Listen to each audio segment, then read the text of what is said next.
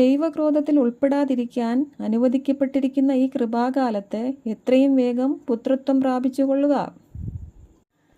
ഇനി ഇന്നത്തെ വിഷയമായ യേശുക്രിസ്തു ആരാധനായോഗ്യനാണോ എന്ന വിഷയത്തിലേക്ക് പ്രവേശിക്കുകയാണ്. യേശുക്രിസ്തു ജനിക്കുന്നതിന് മുൻപേ തന്നെ അവൻ സ്ത്രീയുടെ മകൻ മാത്രമല്ല, അവൻ കർത്താവാണ്, മെൽക്കീസദേക്കിൻ്റെ ക്രമപ്രകാരം എന്നേക്കും മഹാപുരോഹിതനാണ്, അവൻ ദൈവം നമ്മോടുകൂടെ എന്ന് വിളിക്കപ്പെടും, അവൻ ലോകരക്ഷിതാവാണ്, ശക്തനായ ദൈവമാണ്, നിത്യപിതാവാണ്, സമാധാനത്തിൻ്റെ രാജാവാണ് എന്നെല്ലാം അറിയിച്ചിട്ടുണ്ടായിരുന്നു.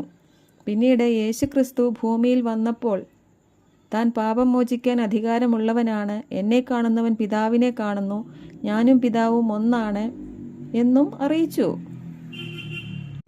എങ്കിലും ഇന്നും യേശുക്രിസ്തു ആരാണ്, യേശുക്രിസ്തു ദൈവമാണോ, യേശുക്രിസ്തു ആരാധനാ യോഗ്യനാണോ എന്നിങ്ങനെയുള്ള ചോദ്യങ്ങൾ നിന്നിട്ടില്ല. ഇപ്പോൾ